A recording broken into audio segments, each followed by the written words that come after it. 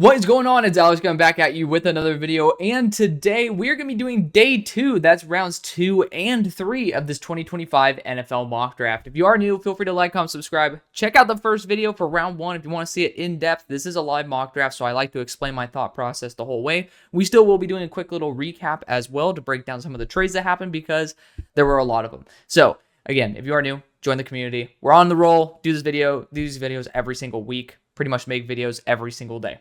So let's get into this. Let's have a great time. If you want to understand why my board below my face is the way it is, and there's guys who are being continually updated, moved it up and down. This is based off of my all-22 grades, which I back up with all-22 clips over on my Twitter page. Easiest way to get there is going through that link tree. You're just 2 clicks away. Don't even have to worry about what the username is. Literally, that's why I used it. So you guys can end up doing that. But then also feel free to use the sponsors of the show as well, Olipop as well as UnderDog Fantasy, which I use all the time. So let's just say I actually really suck at using UnderDog Fantasy. I just use it because honestly it's a good platform. It's legal in Texas, so feel free to check out the legalities for that. But it's just honestly a fun way to be able to connect with you guys and have some new content that's not necessarily video based. But regardless, let's look at what happened in the first round. A pretty standard slate of the top picks. Then we had the Jets trade back. We had a good little shift-a-rooney of picks here with the New Orleans Saints, which they had some extra draft capital from what they ended up getting from trading Marshawn Lattimore. But continuing on, the result of that trade for the Jets was getting Drew Aller, developmental quarterback there. Then we had Dallas in a tough situation. They ended up getting a really good trade partner because Atlanta at 15, along with a couple other teams that are looking at edge rusher, I felt like it was paramount for the Buccaneers to be able to get one of their own. So they sacrificed a future second to be able to move up there. Again, feel free to look at the full trade breakdowns when you end up going to that first video. But then we also have Indy trading down because the Cardinals jumped the Falcons as well to be able to get their edge rusher, leaving Atlanta in a tough situation, but Atlanta made the most of it. They made the lemonade out of the lemons. They traded down twice, but the first trade was with the Los Angeles Rams, who ended up jumping a multitude of teams in this range for an offensive tackle to guarantee that they got their guy.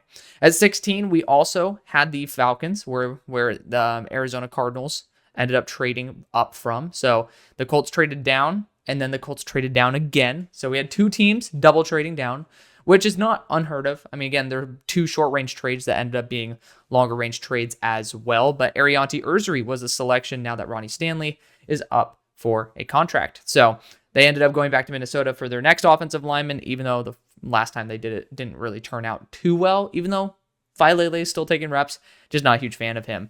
But the result of that second trade down with the Colts ended up giving them the capital to move back up.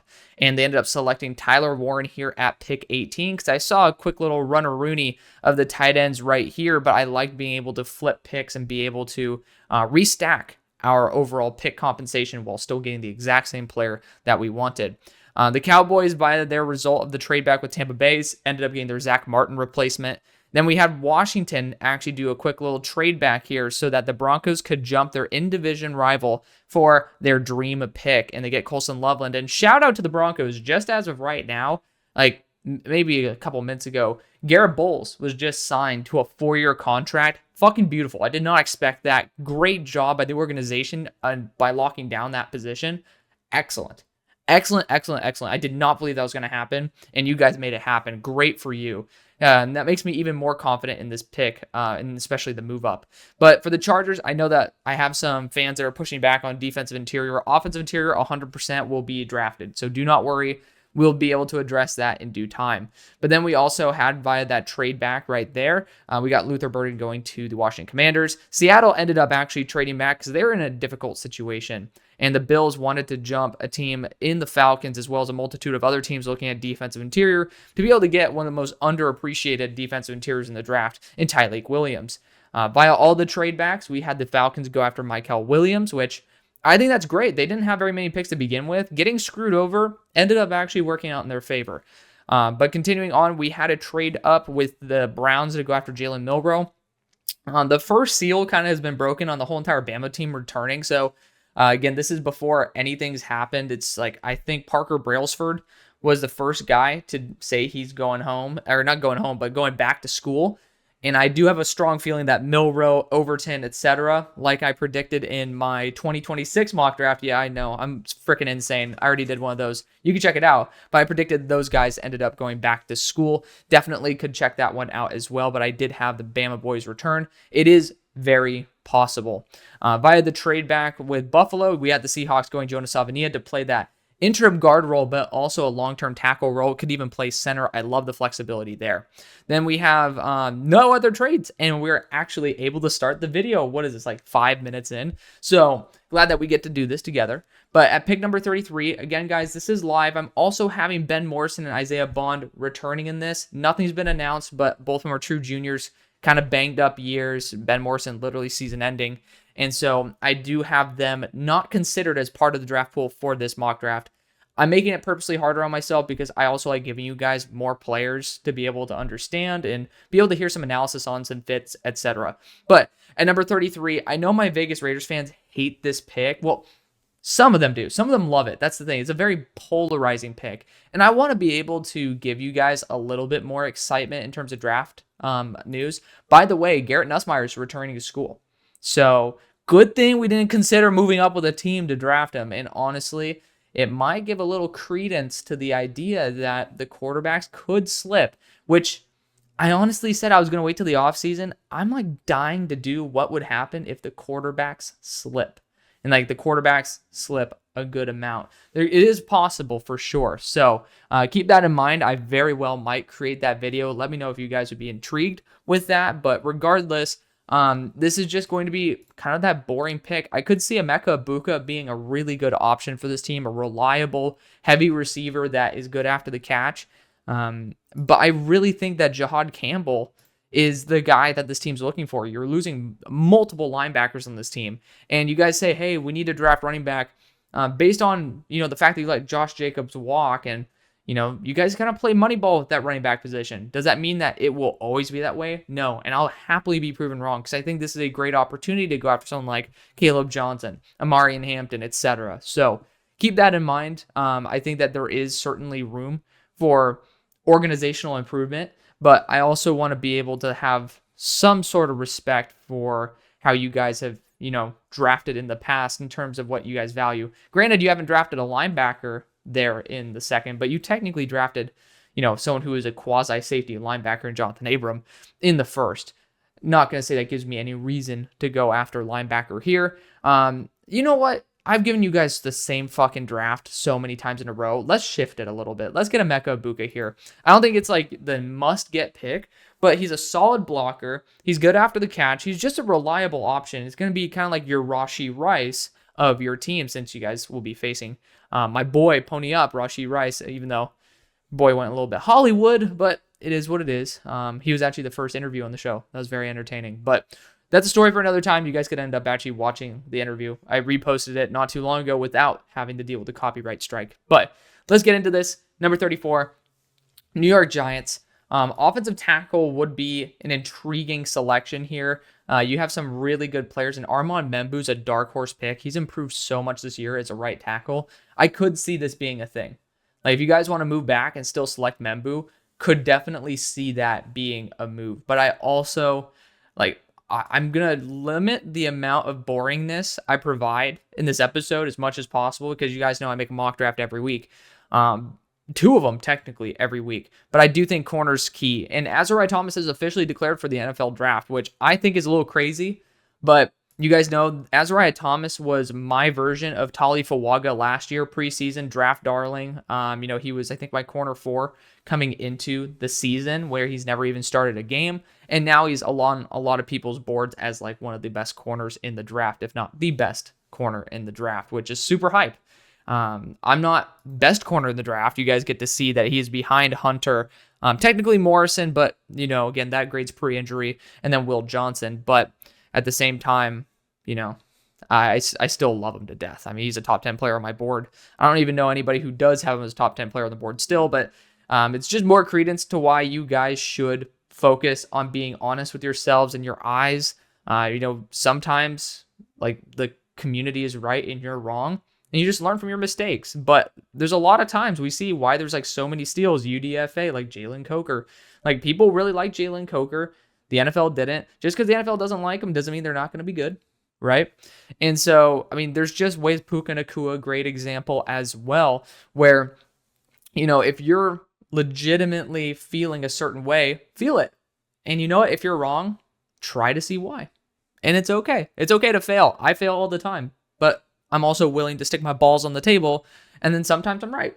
And that's what's beautiful about the draft, is that you get to learn from your mistakes, and maybe it feels like a little bit of a punishment, but it's almost a reward because you feel like you're not going to, make the same mistake twice when you end up learning from it. And then you have all these new fun players to watch where you could see if you've grown and developed as a talent evaluator. So that's a long-winded way of saying at 35 for the Patriots, we ended up going after Travis Hunter in the first round. I think you need to get a solidified left tackle. I mean, Caden Wallace to me was a guard.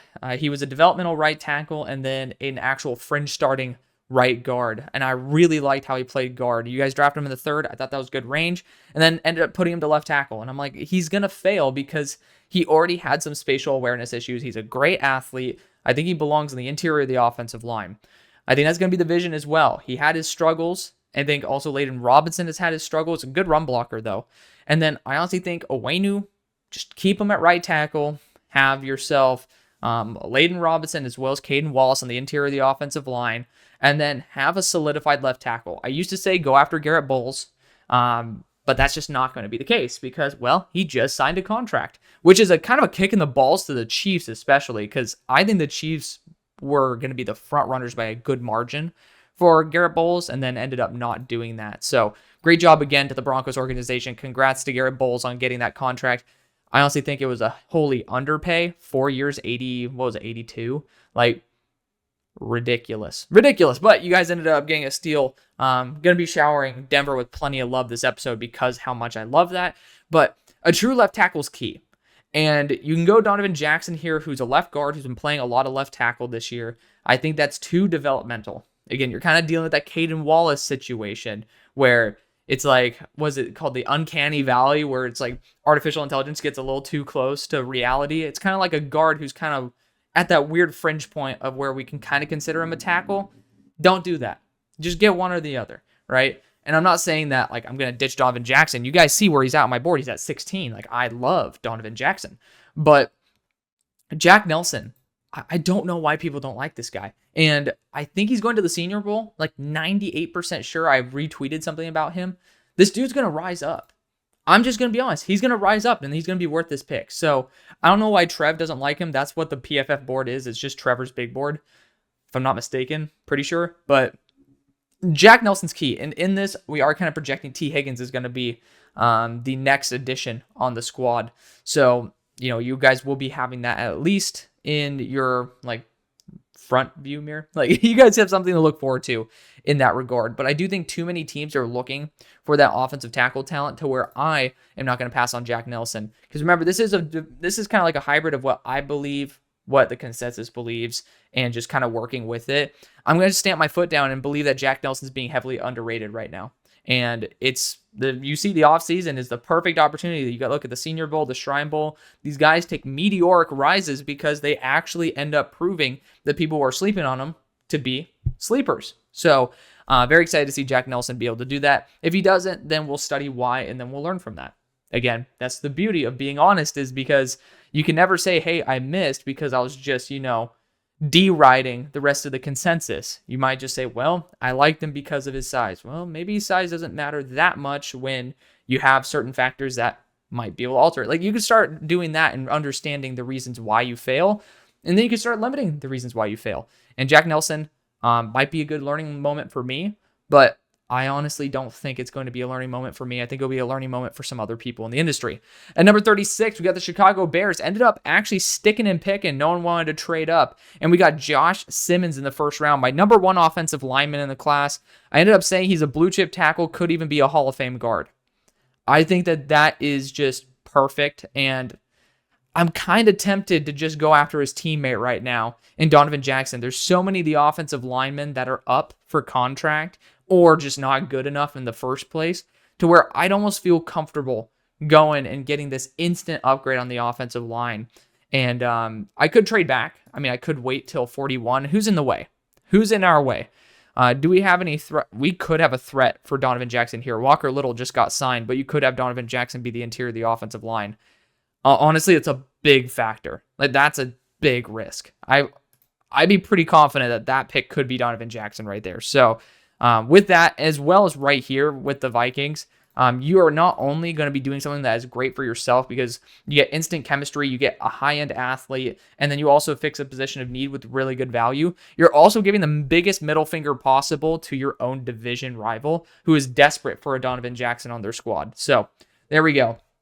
Going back-to-back Ohio State offensive lineman right here. Donovan Jackson, the left guard. He's just, left tackle right now because Josh Simmons is hurt. But I don't know why people don't like Donovan Jackson. Just, to me, it kind of perplexes me. He has some bad wins here and there. But, dude, I mean, the athletic potential of this guy and the high-level reps that he has, absolutely jaw-dropping. Like, I'd be willing to take all the shit. And I ended up watching Donovan Jackson play against Ty Robinson, and this dude has some of the most shutdown reps. And that's something that I also want to, people always ask me how I'm evaluating certain players. Like, for offensive linemen, the easiest way to get me to love you is not to be, super consistent. I mean, obviously, that's an easy way to be able to get anybody to love you. But for me to truly stick my flag in the ground and say, you're kind of going to be a guy for me. And Josh Connerly is like this as well. But it is having those dominant wins where you literally have a 290, 300-pound as a guard, up to 320-pound defensive interior. As a tackle, where you have a 260-plus pound edge rusher, and you stop them in their tracks. And if you have a speed rusher, you literally frustrate them to where they can't even get any ground on you. If you have some reps where you're kind of iffy, but then you have those particular reps, I'm willing to roll the dice on you far more than some tackle that's relatively boring and just kind of gets the job done. And I know that's not really positive thinking. I mean, obviously it does factor in whether you're actually efficient as a blocker, but for me to be able to believe you're going to be a consistent NFL offensive lineman, you have to have dominant wins because you're going up against dominant players, unlike in college. So that's why I love Donovan Jackson. He's gotten a lot of shit for some reason, but for the Bears, I think they'll be the beneficiary of that. At number 37 for the Jacksonville Jaguars, we ended up getting Will Johnson in the first, which I think is the best thing possible for the Jaguars. Losing, I think, is helping out the Jaguars.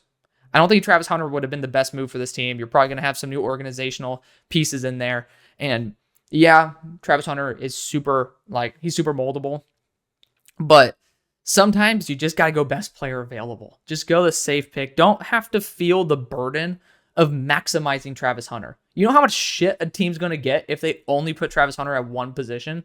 And they're like, well, I mean, he played both in college. Why aren't you playing him at least reps at both? And then if you start playing reps at both and you start, having some, lags in certain areas, again, it's well, why are you misusing him? There's actually so much more baggage that comes with Travis Hunter outside of just Travis Hunter. It's just the expectation that it's almost a relief for Jacksonville to be able to get a lockdown true corner one that you can have technically as a hybrid corner one with Tyson Campbell for the future.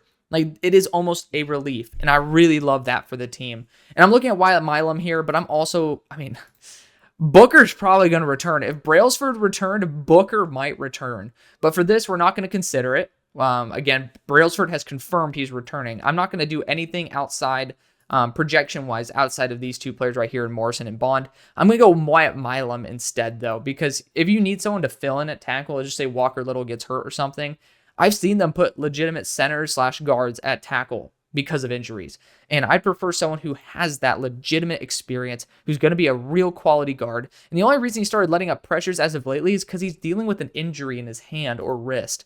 And so I think that when healthy, this dude was the most dominant offensive lineman this year. I don't know if it's the most translatable offensive lineman, but regardless, I think he deserves some love here. At number 38 for the Tennessee Titans, another team that could certainly use offensive line, but I don't really know if the value is going to be there. Connerly's here, though. Could easily do that. You got T-Mac. And, you could use a guard potentially as well as a tackle, which is, for me, when you look at Josh Connerly, he is 6'4". You could potentially see him kicking into guard, has some potential anchor issues as well. But this dude's, high-end lockdown reps are just ridiculous. And, yeah, he had some struggles versus Abdul Carter. At the same time, though, everybody has had struggles against Abdul Carter. Not many people, I mean, who gives a shit if he holds here and there? Like, at the end of the day, if he's doing his job, and he is bound to lose because he's a worse player than Abdul Carter, I'd rather have my quarterback, who is a little itty-bitty dude, not get absolutely shellacked by one of the best players in all of college football. So I'll deal with it. And worst case scenario, you get yourself a real quality offensive guard here. I'd be willing to test out either Latham or Connerly at left tackle. Like, it just depends if you think J.C. Latham is going to be more of an asset as a left tackle where he's already done a great job versus, hey, if you're more comfortable there and Josh Connerly is actually doing really well as a left tackle, well, why not? Why not just allow them both to play positions that they're native to? At number 39 for the Jets, you ended up trading back and getting Drew Aller in the first round because you're pairing him up with Olu Fashanu. Love that storyline, by the way. Now, looking at the next position to draft, I think defensive interior TJ Sanders would be extremely fun. You got Derek Harmon here. He already looks sexy and green as it is, but he's also someone who's been so talented. I don't know if he's going to come out this year. I think he should. He is a junior, but I think that there is going to be a lot of expectations for him to do really well in the NFL as a pass rusher. I'm hoping that it maintains, like he can end up maintaining at least somewhat of that proficiency, but he's done a great job. I have him probably very similar to this range, and I forgive my board because it's not fully updated. You could literally see where I had certain players. Takerio Davis also ended up returning to school, so both of these guys right here, 49 and 50, are back at school, but I'm still updating this stuff regardless. I'm looking to see where I have Derek Harmon. I still have Bear Alexander on here too. That's funny as hell. But Derek Harmon's at 91 for me. So also with all the guys who are being taken out, he's right here around that 80 mark for me, which I think 80 is acceptable in the second round. And with him being like a really young, explosive player, he's in the right situation to where I think it is worth it. At number 40 for the Minnesota Vikings, I ended up not having this player return in this, and I'm going to take full advantage of it. We got Tyler Booker, guard out of Alabama. You end up trading back, getting some extra picks, and then you still ended up getting yourself an extremely high-quality offensive lineman.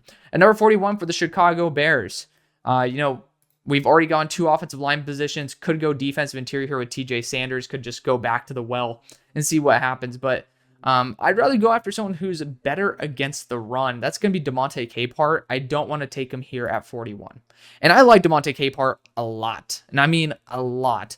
I will be dropping my defensive interior video tomorrow. That's usually what I do on a Friday, like either a mock the mock or a positional review. And, we'll definitely go from there. I also still want to look at the edge core because, look at the talent here, guys. But of course, at 73, the talent's going to be there as well. So I don't really see the comparative, value, so to speak. I do have Caleb Johnson here, who's a really, really good back. I could see the Bears being a dark horse team to go land someone like Caleb Johnson, who's a true junior. He obviously got a review that he's going to be a second round pick or even higher because they literally, apparently, the thing is, if you go to the draft committee or the draft board, whatever the hell it's called, and you're a true junior, you get first round, second round, or go back to school. That's apparently the 3 tiers. If he got to go back to school, he would not have come out in this. So just like full transparency, he will be going. And I do think the Cowboys actually are a good location for him to go to. Regardless of that, I don't see this being a super big threat in this range. I'm trying to see if there's any teams that would want to trade up for a particular player. I'm just not getting that vibe. I'm not. I actually will be looking at wide receiver here. And looking at the options available, we're just going to go full offense here. I'm looking at Jalen Royals. Jalen Royals is going to be, first off, coming out. That's awesome. But second off, this guy is just so fantastic. Going to be at the Senior Bowl, which I do know that Poles last year. Got to see Poles there. We'll see him again. You're replacing Keenan Allen. And yeah, you could probably try to play money ball, wait to the 3rd round, and maybe you can get a Deion Burks in day 3. You could end up trying to really piecemeal it together. But I think that Caleb Williams has shown with his playmaking ability, you want to give him as many options as possible. And I feel like that's true of all quarterbacks. But for this team especially, with their quarterbacks still developing, the offensive linemen are going to come in and still need time to develop. You need a wide receiver that is both good with contested catch, but also great after the catch. And Jalen Royals is amazing after the catch, one of the best, if not the best in the draft. I don't know if Sam Brown is going to come out this year, but Sam Brown out of Miami, probably the best after the catch in this draft. I mean, he's just dynamic as all get out. Elijah Badger deserves some credit as well. But Jalen Royals is fantastic. You might see 38.5% contested catch rate and be like, that's subpar. And technically it is. But if you look at his career, this dude has like 55 to 60+% contested catch rate. This guy's an absolute beast. And he started out the year with like 23%. And he ended up boosting it, which means for like after week 3 up to week 8, he ended up having like 50+%. So I really love that about Jalen Royals. He turned it on at the end before getting that ankle injury, but he's going to be at the Senior Bowl. Hopefully he's healthy. And I'm not going to let him slip much further. I really do believe that he's going to be that highly viewed as a prospect. And so we're going to take him there. Again, Ben Morris and Isaiah Bond considered returning in this. At number 42 for the Saints, we traded up and ended up getting Abdul Carter. At this selection, you could try to go defensive interior here and just, absolutely manhandle on the defensive line. At the same time, I also love going after wide receiver here. And a lot of really good choices. And I mean really good choices. I love Ricky White. I think he's a dark horse pick to go high in the second round because he's an amazing special teamer, 4 punt blocks this year. But also, I have him comped to mini Marvin Harrison coming into the year. So you can look at Io Maynard here. I think that he can complement your receiving core very well. He also adds a little bit extra size that you wouldn't necessarily get with mini Marv. And to be fair, I think that's a good move. I honestly do. So we're going to go Eli Io Maynard here at 42. At 43 for the Bills, god damn it. For the Bengals, you guys always catch me. Like, I ended up talking about DeJuan Jones on the Bengals. You guys, I hope you understand that was just a slip of the tongue. Obviously, I know he's on the Browns. Like, I wouldn't have drafted Josh Simmons to the Bengals in the first place. It would have been to the Browns. But I digress. You guys know what's up, but regardless for the Bengals, we ended up drafting a defensive back in the first in Malachi Starks to be just that roaming, like high-level defensive back.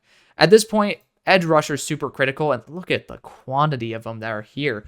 And that's the thing. This class, I really hope that a lot of these guys return, which most of them have not.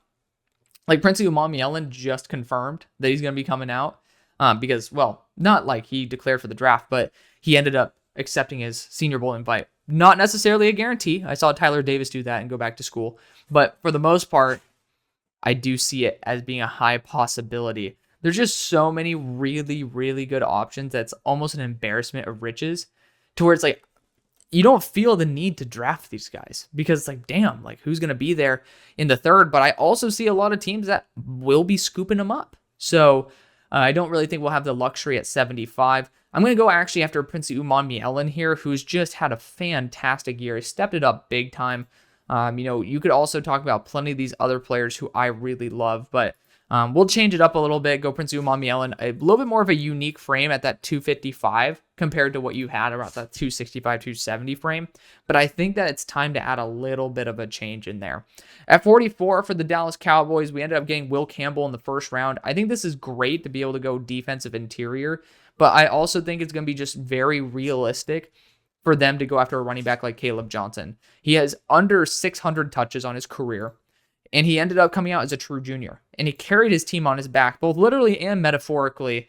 Everybody knew the ball was going to Caleb Johnson. He was still productive. I think this guy's done a fantastic job. And one of the few running backs that, I'm dying to grade because now we finally got some UNC offensive tape. After defensive interior, I wanted to go tackle, but I'm going to be going running back because I think it's super crucial to get this out because it's a really good running back class. Caleb Johnson will be one of the top guys for sure. At number 45 for the Miami Dolphins, a team that I think could use offensive line. Maybe we could have waited on edge. We ended up going after Nick Scorton in the first round, but I didn't really expect the edges to slip like this.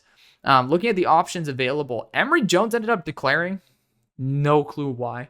But Armand Membu is the guy who I'm really excited for here. Like, I know it's kind of like, it kind of sucks to the rest of the league that could probably use him as a pure tackle.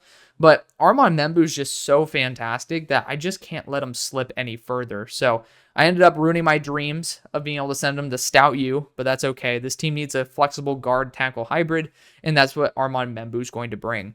At number 46 for the Colts, we double traded back and then traded back up. We just shift Rooney to get Tyler Warren. And so at this point of the draft, again, it's going to be that boring range, but you guys know what's up. I love Nick Eamon-Wari.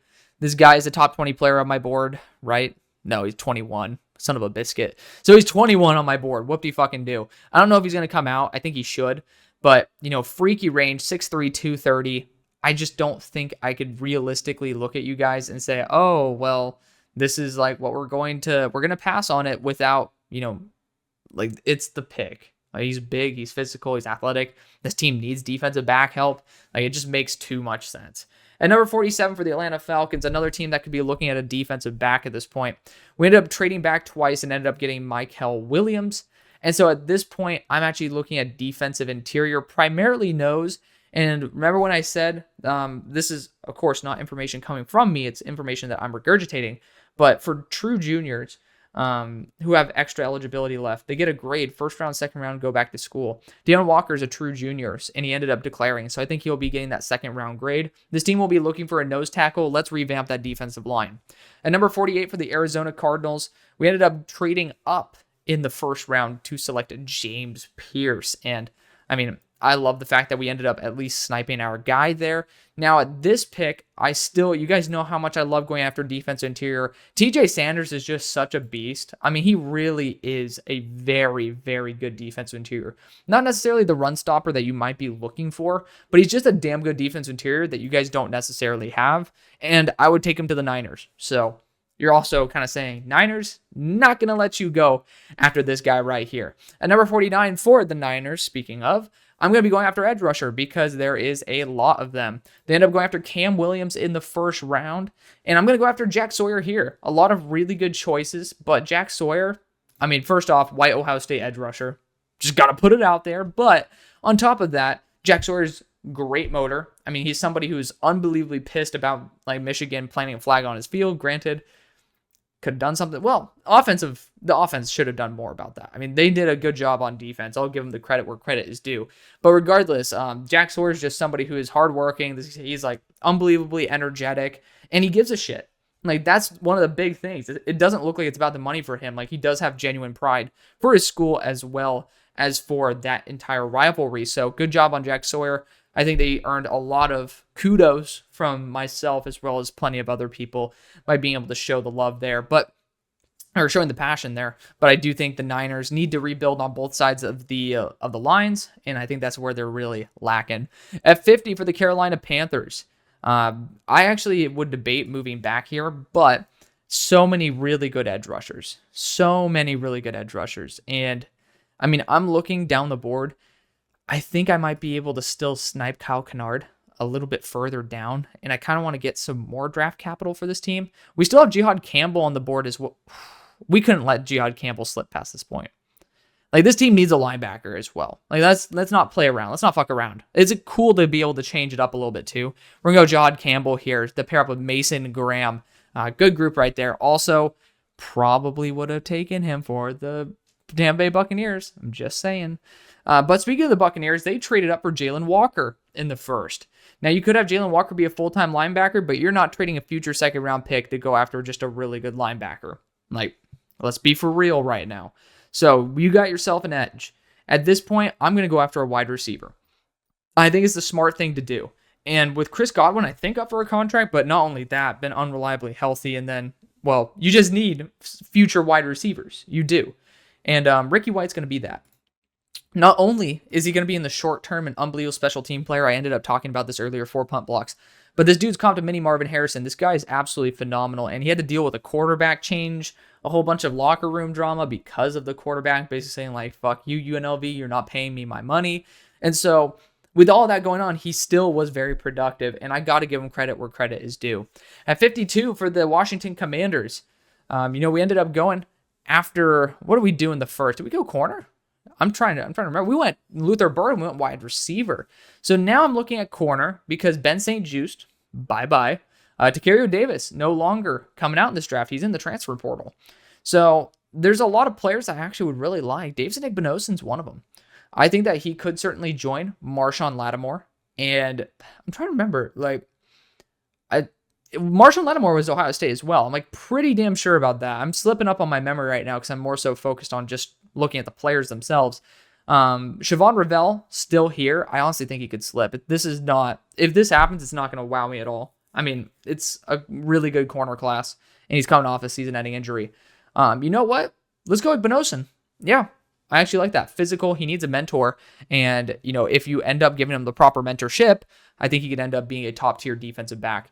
At number 53 for the Chargers, interior offensive line. Don't you guys love it? There's so many good players here, but I think that, first off, Big Ten, but also friend of the show, extremely athletic, and also very powerful interior offensive lineman, Marcus Bowe. This guy's phenomenal. Ended up declaring for the draft. Super happy for him. That's my type of guy right there. Friend of the show. Gonna give him all the love in the world. At 54 for the Broncos, we have now gone. Did we have oh man, I keep forgetting this team's actually like that good to where they have a late pick. They're like the worst team in the NFL to me. Like them and the Commanders, man. They're overperforming because I thought it would take a year for their quarterbacks to do well. They've done such a solid job, and it's honestly also kudos to the coaching there as well.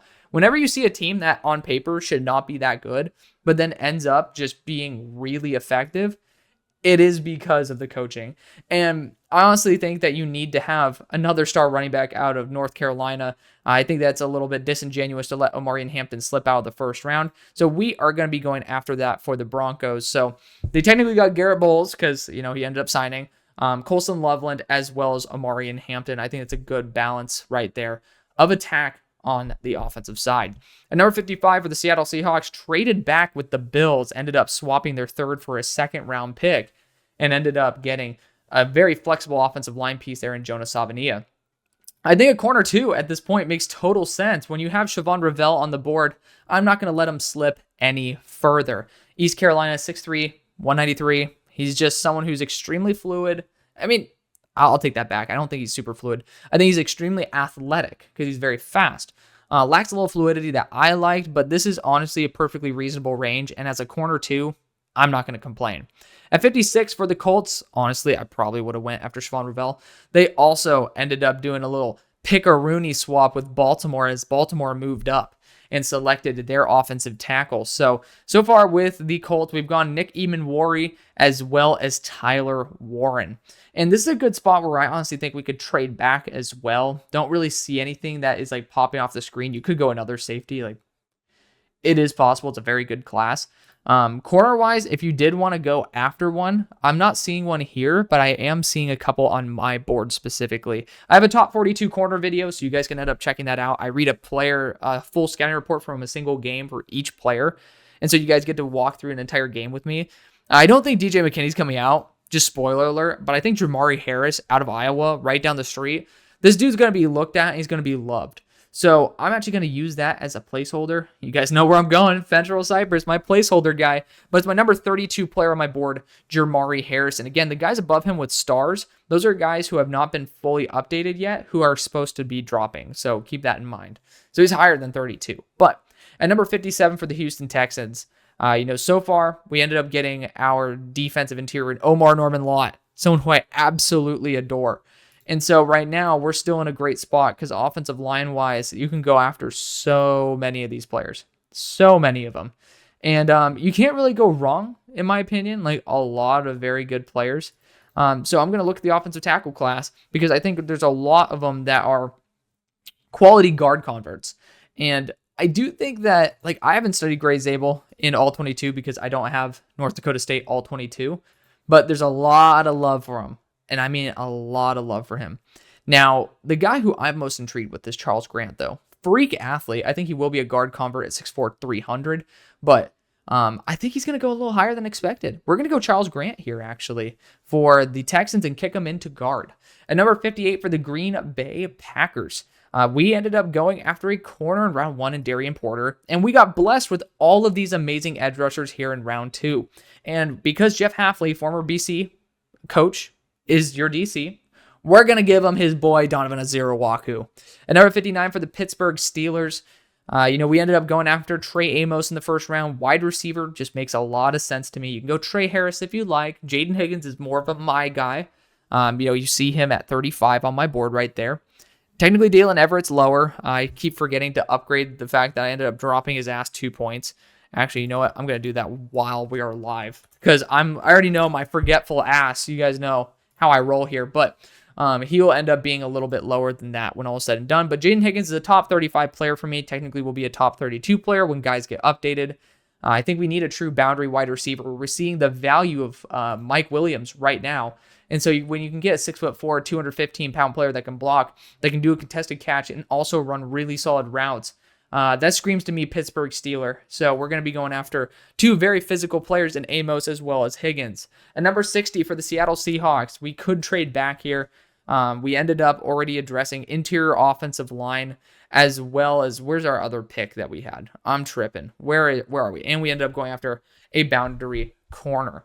Now, I think at this point, we technically could go after another offensive lineman. I do think that the center class is extremely weakened at this moment, so I don't think that's necessary. But I do really like the idea of going after a third receiver to be able to grow. And Isaiah Bond's returning in this. Otherwise, obviously, that would be my choice. He would have been my choice above other players as well.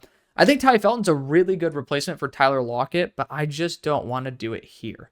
And you have guys like Shedeur Sanders who are fantastic, real quality edge rushers here, by the way. Mike Green, Kyle Kennard.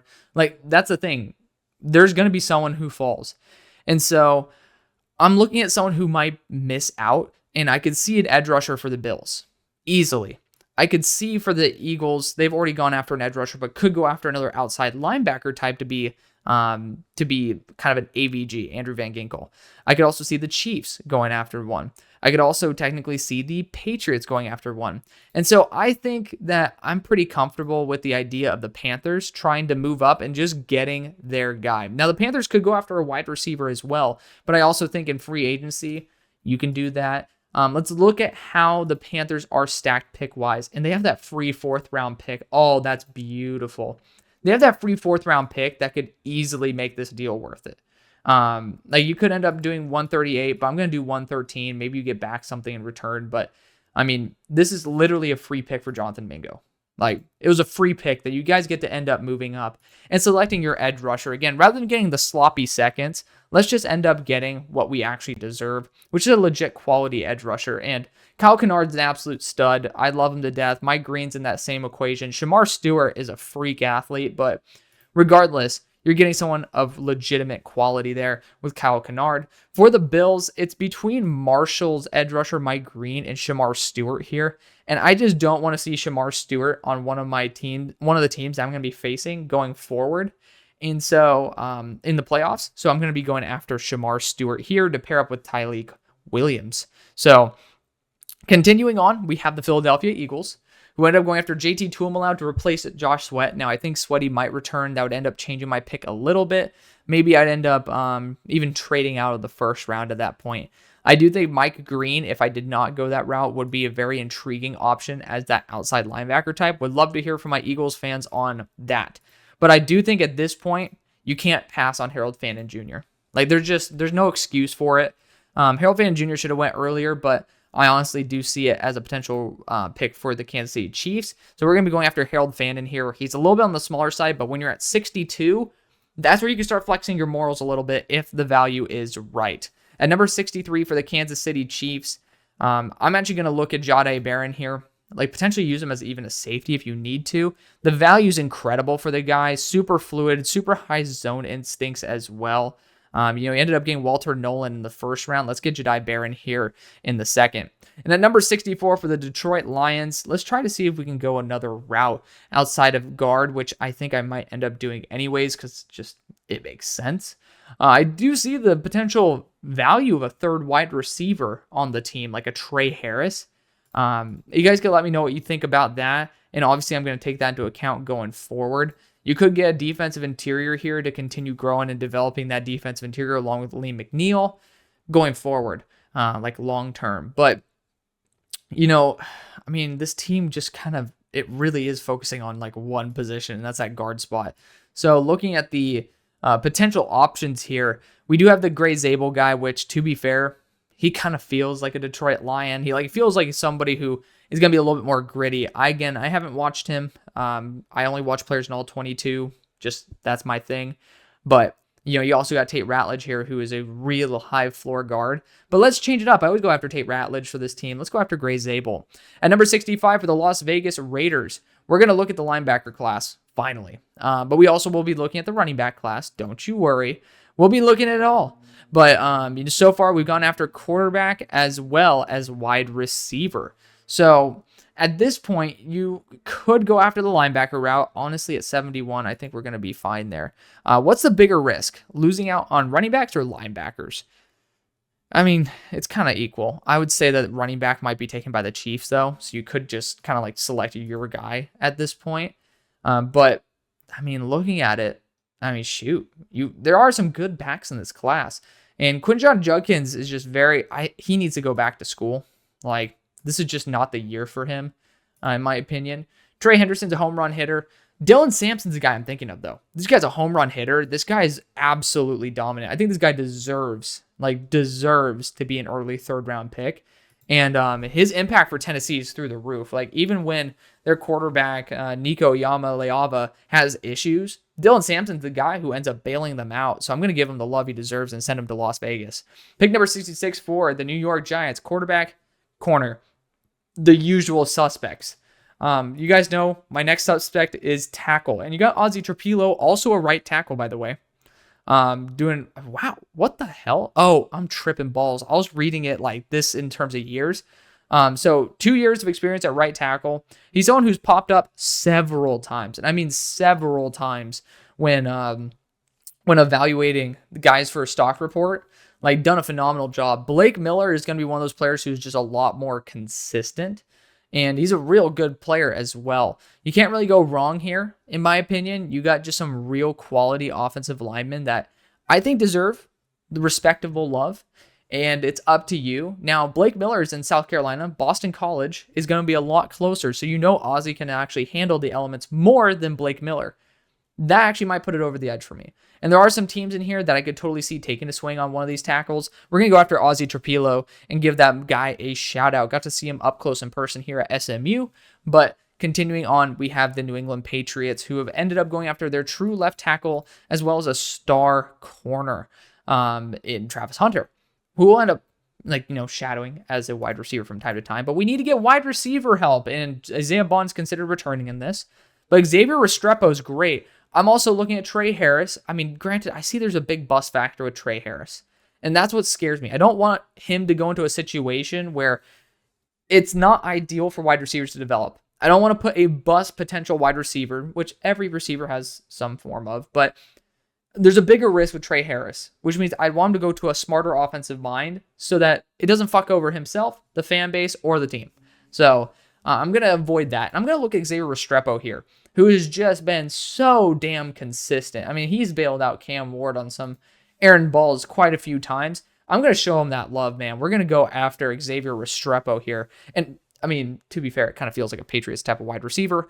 Not necessarily the biggest guy on planet Earth, but he also just, sometimes you got to get a good player. It doesn't matter about the frame. I mean, you have Javon Baker and Jalen Polk there. Go after someone who just actually works. DeMario Douglas, Pop Douglas, is the guy who's working. Like, just go after guys who work. At number 68 for the Seattle Seahawks, we ended up trading back and ended up getting some extra goodies when we did so. We got our interior offensive line pick as well as our defensive back pick.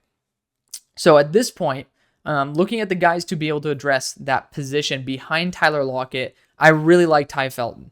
And he ended off the year with a 3-drop performance. However, this guy has been so dominant all year long. And that's why he ended up slipping to this point. So we're going to go after Ty Felton for the Seattle Seahawks to be that guy who grows and develops underneath their star wide receiver in Tyler Lockett. At number 69 for the Jacksonville Jaguars, looking at the team and where they can upgrade, you could look at running back here. I mean, their running back core, to me, is in shambles. Quarterback, obviously not going to look at that. You could look at another wide receiver like Trey Harris, who brings a lot more size to the table and does not need to be an unbelievable addition. I mean, talk about yards per route run. This guy's been fantastic all year long. I don't know if it necessarily translates at that same level, but with guys like Brian Thomas, he already carries so much of the workload. I'd want to be able to test out a Trey Harris next to him who brings that physicality, 6'3", 210 pounds, and he's someone who will be a downhill threat as well. So I really do like the possibilities there. We're going to go Trey Harris, and also might have been my pick there for the Chiefs, but the Chiefs so far have gone Walter Nolan as well as Jahdae Barron. Kind of seeing who ends up falling to them. Now at pick number 70, I honestly might be looking at tackle here. I mean, I know it sounds absolutely crazy, but I mean, Blake Miller's better than both of the tackles y'all drafted. Wanya Morris as well as, I did not like Kingsley Suamate at all. That was just a me thing. Not a fan of him. But also at this point, we might just go after another offense or another defensive weapon here with Mike Green. You gone defensive interior as well as corner / defensive back. Let's go after edge. Mike Green's here. Let's not fuck around. Let's just get really good value. We brought Josh Uche in this year, and then we're going to pretty much have Mike Green be the long-term option for him. At 71 for the Raiders, we ended up going after running back with Dylan Sampson, wide receiver with Emeka Ibuka, as well as quarterback with Shedeur Sanders. So at this point, now I'm going to be looking at that linebacking core, like really good options everywhere to where I would be pretty comfortable leaving it as is. I do know there is some concerns on the interior offensive line. And for that, Tate Ratledge seems like a pretty good consolation prize at 71. I'm not going to complain too much about that. And number 72 for the Cleveland Browns.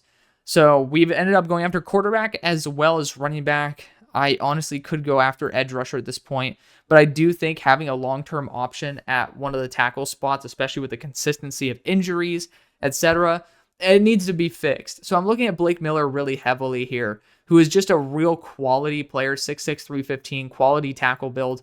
You could try to address edge rusher as well, not defensive interior. Get back. Because you have some really quality players here as well, like Kamen Rucker, who I think is fantastic. But it's up to you. I do think that edge is a position you could swing more on as time goes on, in my opinion, over offensive tackle. And I'm going to go after more of the guaranteed pick there and just get pieces for the future. You got Ashton Genty, you have Jalen Milroe, and now you have Blake Miller, a core offensive trio, offensive line, quarterback, running back. So I think that's a good trio to grow and develop together. At 73 for the Chicago Bears, they've gone wide receiver and 2 offensive line picks, an offensive tackle and guard that have been teammates there in Donovan Jackson and Josh Simmons. At this pick, we're going after edge rusher because the value is insane. You're looking at some amazing players here, but I'm looking at Kamen Rucker, who's an absolute beast. I mean, he only had one game that was bad, and it's pretty much his first challenging game after an injury. Like, I'll give him some slack there. So we're going to go after Kamen Rucker here, who I would be fine even going in the first. At 74 for the New York Jets, we've gone after, what have we done? Quarterback and then defensive interior. At this point, you got to go after a defensive back, in my opinion, or a corner. It's one of the two. One of the two positions, y'all. And really, really good value at the safety position at this point. I think you might be a little bit better in terms of that. But you know what? Let's assume DJ McKinney comes out and Dalen Everett will be coming out. Actually, I really like Dalen Everett. I think this guy gets no respect. Granted, his ball skills are crap. Like, let's just be real. His ball skills are garbo. But, I mean, you can end up learning from Sauce Gardner how to do that. The coverage part is what he does well. And I think that's worth rolling the dice on at number 74. And number 75 for the Bengals, we have gone after defensive back. We've also gone after defensive line.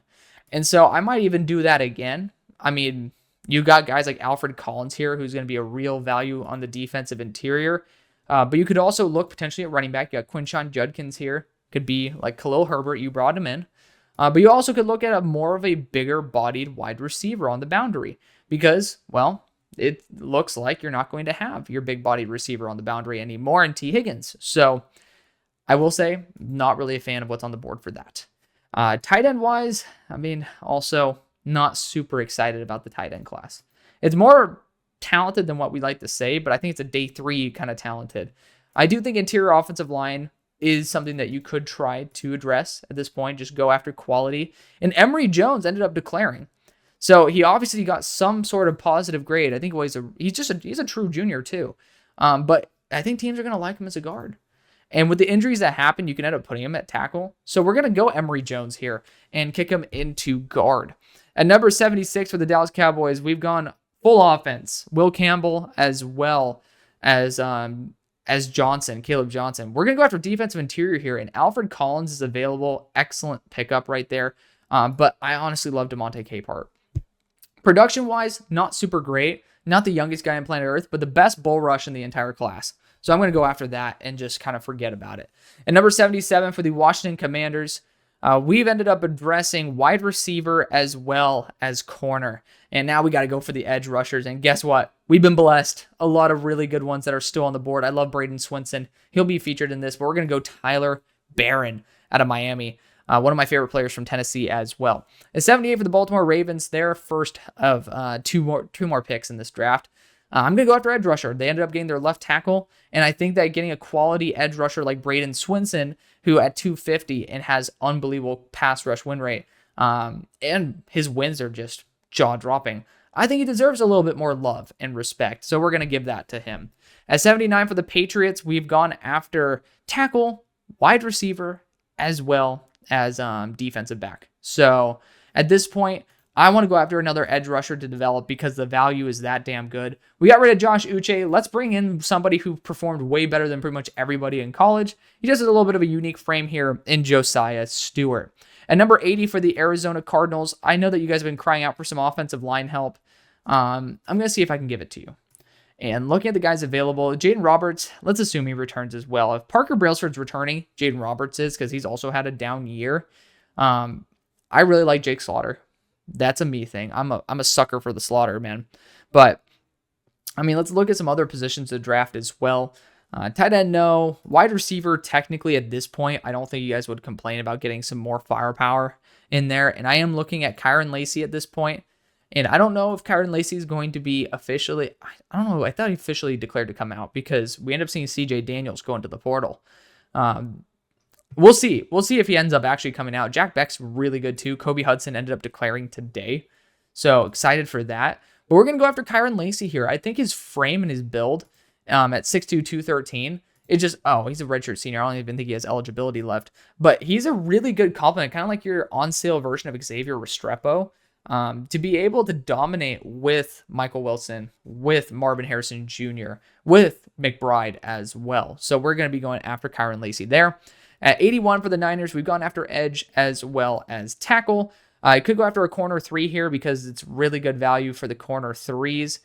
And, I mean, I could go DJ McKinney at this point, who's just a freak show. We'll do it. I don't think he ends up actually coming out, but I've said enough players are not going to. We're going to go after Tony Grimes. Just kidding. He's the placeholder for my number 34 player in the class, DJ McKinney, who's just an unbelievable athlete. Probably the pick I would have done for the Rams, but the Rams are sitting here. Again, Garrett Nussmeier is returning to school.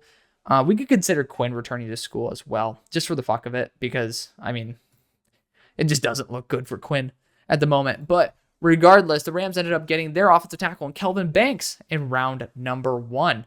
Now, here in round number 2, let's go after corner still. Ben Morrison considered returning in this as well.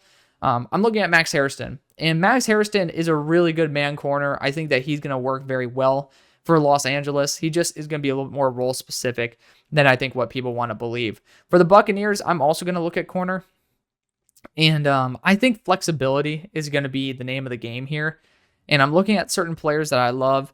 And, corner-wise, like Everett Porter's already taken. Quincy Riley, I really, really like in terms of his IQ and his overall athleticism. I think that's worth it at this point. I think it's worth rolling the dice on Quincy Riley, who's had a little bit of a down year, but again, he's already shown us what he can be. And Louisville, in general, was a little bit up and down this year. Very excited to see what he's going to do there in Tampa. At number 84 for the New York Jets, we've gone after quarterback, we've gone after defensive interior, and we've gone after corner. So at this point, kind of playing with house money. Quarterback's already done. Wide receiver, you could try to look for somebody, but, who gives a shit at this point? I do like Ja'Cory Brooks, speaking of Louisville, but regardless, we're actually going to go after safety because I think this team needs to finally value it. And I'm going to go after a ball hawk here in Xavier Watts out of Notre Dame. At number 85 for the Los Angeles Chargers, we're going running back. We've already gone after offensive line. We've already gone after defensive interior.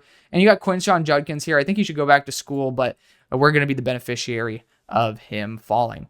At 86, we got the Broncos who have gone to Marion Hampton as well as Colston Loveland.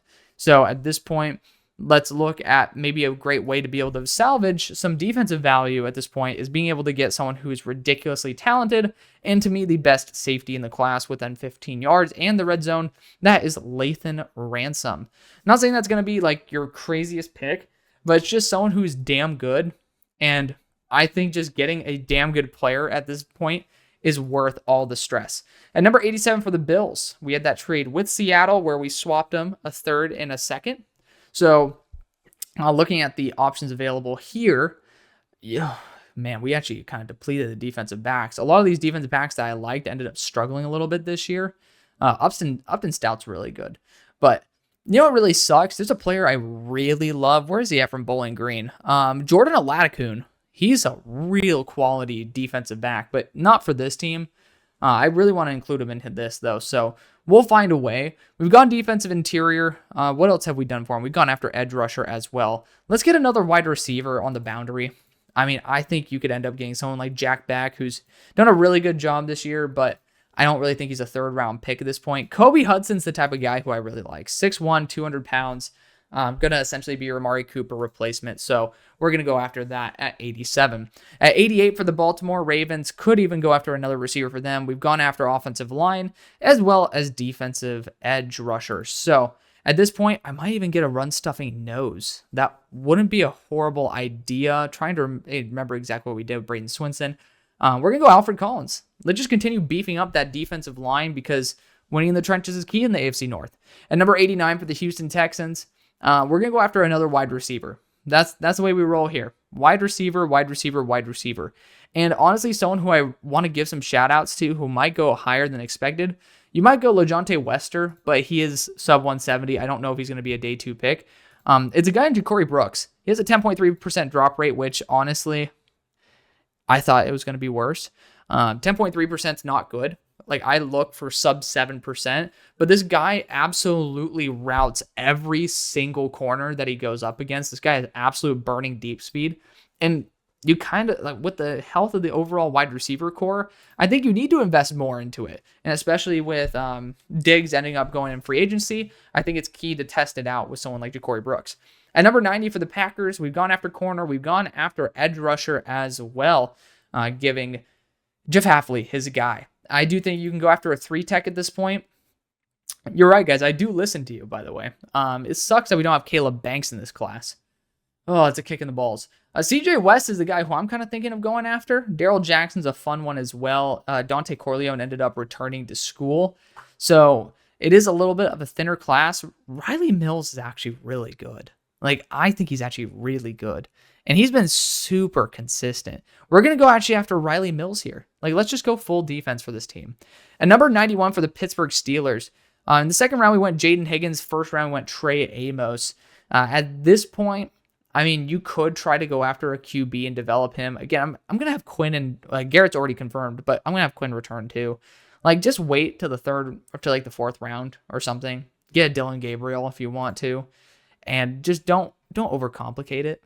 Like, there's other positions that we can address. I honestly think a longer-term answer at safety would not be a bad thing with someone like Kamari Ramsey, Sebastian Castro, for example, as well. But looking at other options, I think running back. I mean, what's the risk of us going after a running back at this point? Because we have both of ours up for a contract, and I think we might only bring back one. And Warren hasn't been as electric this year as I was hoping. So I do think that the home run hitting style of Warren is what we're going to be valuing. You got Cam Scatabo, who is a dark horse candidate for this team because he's just a very, very hard runner. I just don't really know if he goes here in the third. I don't. So I'm actually going to go after Trey Henderson because I think he's going to, I think we end up bringing back Najee, and I think we let Warren walk, which leaves us with Trey Henderson, who is used to the climate because obviously Ohio State. And then he also is that perfect role to fit into there. So we're going pretty much primary weaponry and hopefully bring back a quarterback. And then we also have our top tier corner. At 92 for the Jacksonville Jaguars, we've gone after guard. We've gone after corner. And then we've also, what else have we done for this team? Did we go after wide receiver? We did with Trey Harris. So a lot of positions down. I honestly think another safety is super key here. And I would love just to see what Sebastian Castro does. He's just so damn flexible that I'm willing to just test him out wherever he works. At number 93 for the Minnesota Vikings, honestly, I'm going to roll the dice on Jordan Aladakun.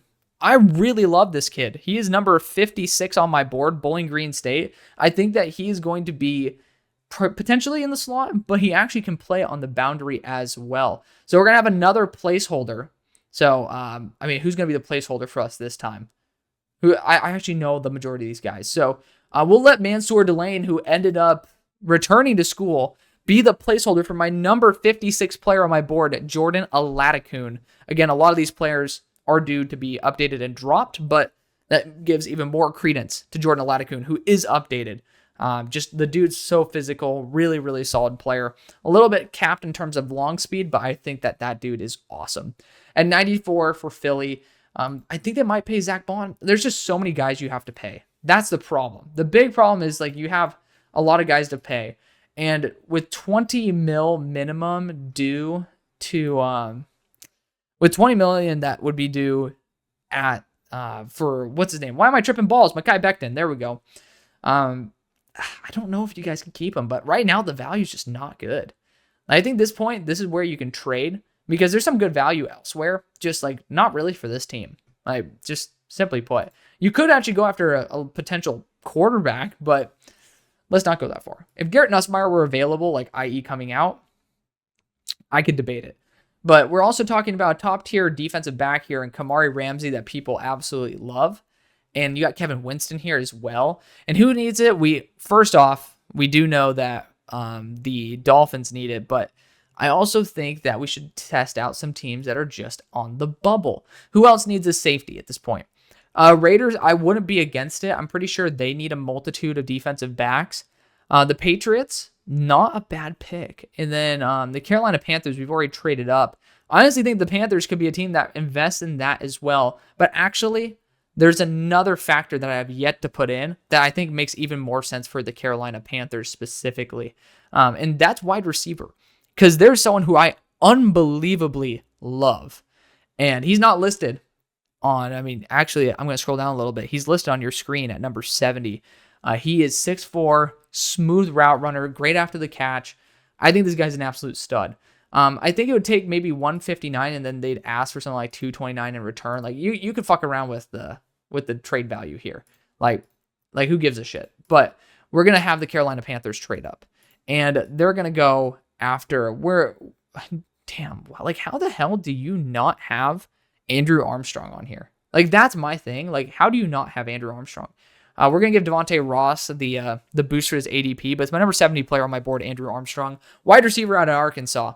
And number 95 for the Kansas City Chiefs, it would have been probably my pick to them. I'm actually going to go after a tight end 2 and Mason Taylor out of LSU. At this point, you just go after best player available. At 96 for the New Orleans Saints, you could even go Landon Jackson here because the value is just awesome. But I honestly think you should actually go after best player available as well. And that's Kamari Ramsey to grow and develop in that defensive backcourt. At 97, the Dolphins kind of got fleeced here, but Kevin Winston's still available. He just hasn't played. And, I don't know if he's going to exactly come out, but if he does, it's a great pickup here at 97. And at 98, we've gone edge, we've gone safety, and we also went offensive line for this team. Yes, and Armand Membu. So at this point, kind of playing with house money, and I'm going to go after defensive interior here. And unfortunately, we have seen quite a few of these guys that I would love this team drop off, but I actually really like Darrell Jackson Jr. So we're going to go after Darrell Jackson here to the Dolphins, keeping them in Florida. At number 99 for the San Francisco 49ers, we've gone after edge, we've gone after tackle, and then we've also gone after corner. So a lot of good pickups there for sure. Could look at tight end as well if you want to go after someone like Gunnar Helm to be able to grow and develop underneath George Kittle in his final year. So there's certainly that option there. Could even look at the running backs at this point just because Cam Scatabo would be that interesting.